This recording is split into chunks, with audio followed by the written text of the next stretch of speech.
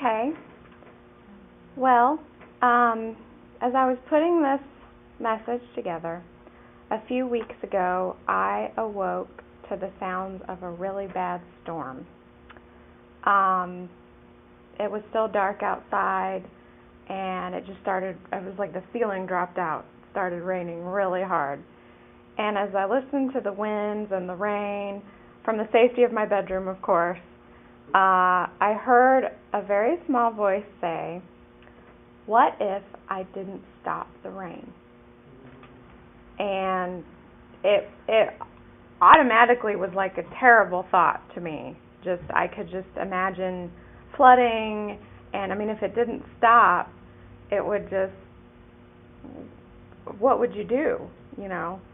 I began to consider Hurricane Katrina and what it must have been like hunkering down and listening to that storm.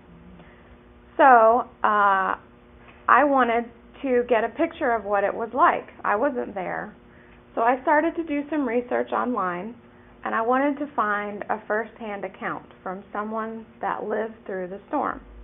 And it took some time because most of the reports that I found were about after it stopped raining and how terrible things were, because it was bad.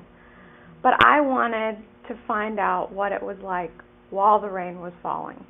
And finally, I stumbled across this article that a young lady had written, and she was a journalist, and they didn't evacuate because they were covering it like a news story. So I've got part of what she wrote, and I'm going to share it with you. As a journalist, I am used to writing about death and destruction, natural disasters that rip through homes and lives, leaving tattered and torn pieces of towns in their paths. The tsunami, floods in California, earthquakes in Japan. I've become accustomed, even callous, to these horrors as I write about them and survey the video from a distance. I will never do that again. Hurricane Katrina brought all of us down from our ivory towers. It opened our eyes to the frailty of human life and man-made structures. We are so small compared to Mother Nature. My TV station sits about 4 blocks from the beach, just behind the railroad tracks. I guess we thought we were invincible, because no one there evacuated. As the storm got closer, I started to get nervous. Not because of the warnings we were giving to the community, or the projections on the Weather Channel, but because I could hear the fear in our own meteorologists' voices. Professionals who have lived through hundreds of storms were shaking. As Katrina hit land, the wind sounded like the ocean was in pain and angry. In awe, we stepped out into our courtyard. I watched as the rain that was falling in sideways circles ripped the roof off of our newsroom. I ran back inside only to see a hole above my desk and rain pouring onto my computer. In a frantic rush, we grabbed equipment, mainly weather computers, and raced to the other, safer side of the building. Pieces of insulation began falling and metal shards flew past. It felt like a combat zone with enemy fire coming from all directions. The lights in our studio began pulsating, threatening to become 100-pound projectiles. We rushed to the cinder block section of the building, which had been dubbed hurricane-proof, and set up makeshift operations, only to hear a crash above us. A piece of concrete had slammed through the roof and into the second floor. Water began seeping in the front and back doors. Then one of the transmitting towers, weighing hundreds of pounds, collapsed. It looked like a twist tie that had been hastily discarded just inches from where we were huddled. If the storm had been any stronger or lasted even an hour more, I don't think we would have made it. When the storm was over, the sun came out. The sky was blue and cloudless, and little birds came out from their hiding places. On any other day, the beach would have been filled with sunbathers, cars would have been driving down Beach Boulevard, but on that day, there was nothing but silence. Finding myself in a moment like that after a disaster, it brought back memories and the old fears from that day in September. She's talking about 9/11. I walked down to the end of our street. Common things like an Olive Garden are now horrific sights. The building is gutted. Only a few metal beams and a roof remain. The ocean is calm now. Little waves no bigger than a few inches lap against the white sands. It's hard to believe such an evil force could come from something that used to be so soothing. I will never look at the beach the same way again. So I had this picture of how terrible it was when the rain was falling.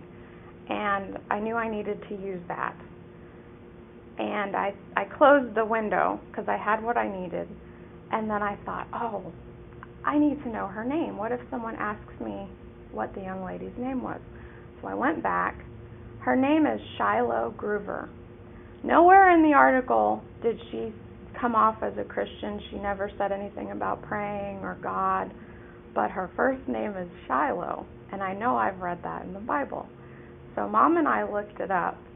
And Shiloh means peacemaker, which can't be a coincidence when I'm researching storms. Katrina has been called the costliest storm in history. It was the largest and third strongest hurricane ever recorded to make landfall in the U.S. The storm surge from Katrina was 20 feet high. 705 people are reported as still missing as a result of the hurricane. The storm affected over 15 million people, and the final death toll was just under 2,000, primarily from Louisiana and Mississippi. An estimated 80% of New Orleans was underwater. In places, it was 20 feet deep. What if I didn't stop the rain? You may think from this setup that my message today is a somber one, but it is not. Because, as we all know, God does stop the rain. After every single storm, He presents His rainbow in the sky to remind us of His covenant, which is found in Genesis 9:11, and it says, "Never again will all life be destroyed by the waters of a flood. Never again will there be a flood to destroy the earth." These days, we experience raging storms of all kinds. Sometimes they're literal storms, like hurricanes or tornadoes.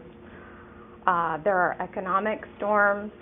Matthew 24:6 says of the end times, there will be wars and rumors of wars. Perhaps worst of all are personal storms, consisting of loss and illness and trouble with our loved ones. But through every storm we have hope. We know the peace speaker. We know Him by name. If this is true, then I have an important question to ask all of us, including myself.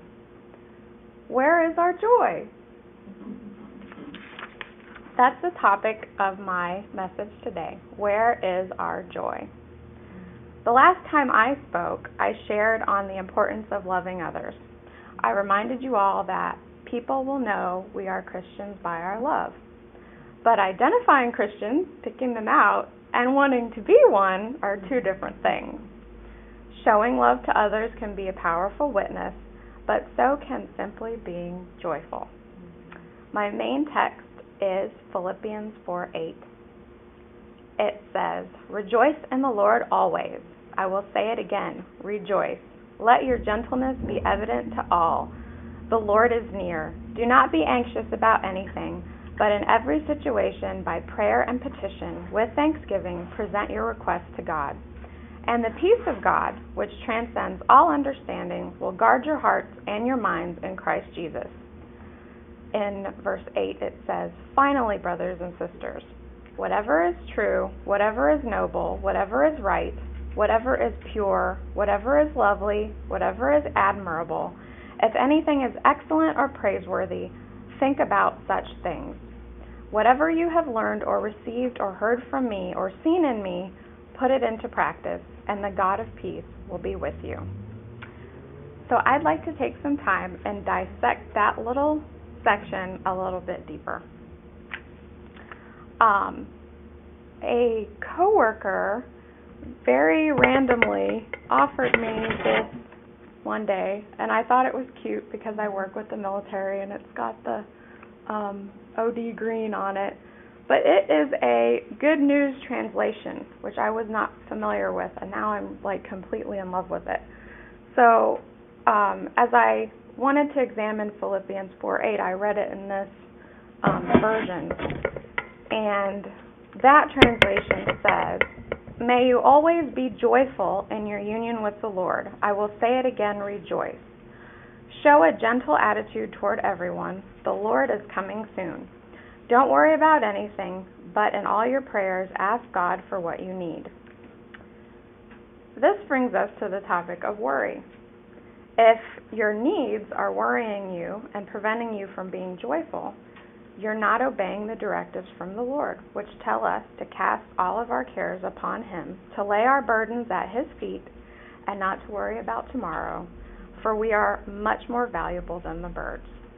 If you're worried today, take your burden to the Creator of the universe and let Him carry it for a while.